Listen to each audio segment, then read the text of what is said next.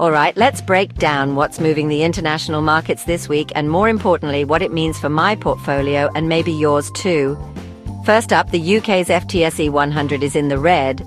The culprit? Rising gilt yields. Basically, government bond interest rates are climbing. That's spooking investors, especially with hopes for a Middle East ceasefire fading fast. When geopolitical tensions flare up, risk aversion takes over and stocks get hit. Across the pond, there's actually a bit of optimism. Canada and the US are set to hammer out a new trade agreement within 30 days. If they pull it off, it could boost cross-border trade sentiment and offer some positive momentum for North American markets, a bright spot to keep an eye on. Let's talk about the US economic calendar because this week is loaded.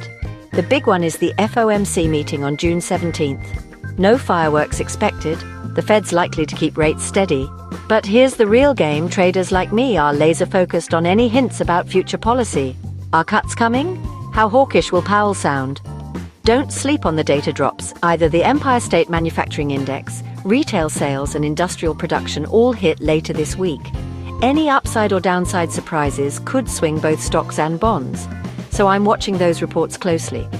Now onto crypto, because things just got interesting. The US Senate passed the genius stablecoin bill. It's not law yet, but this is a major step for stablecoin regulation and could pave the way for more clarity in the space.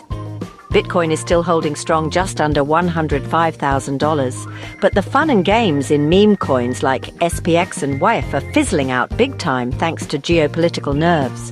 Altcoins like Ether, Solana and NEAR also sliding as many investors rotate back to safer assets.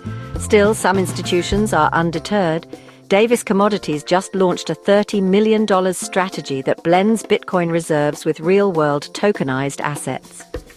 Looking at commodities, copper is on a tear thanks to robust Chinese consumer spending. If I'm bullish on growth, that's a trend I want to watch. Gold, on the other hand, is cooling off after its recent rally. Risk-on sentiment is taking some shine off the safe havens. Oil's another story. Supply is forecast to dip by 50,000 barrels per day in 2026, which could be a bullish sign for prices down the road. On bonds, there's a lot in play. The Bank of Japan is set to slow its bond taper next year, signaling caution. In Europe, Sanofi and SES just issued huge Eurobonds at attractive yields, which got plenty of investor demand.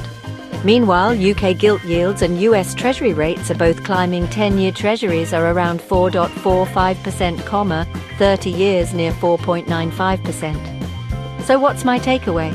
Equities in Europe and the UK look shaky with all the geopolitical and policy uncertainty. The Fed's likely to pause, but any macro data surprise could move markets.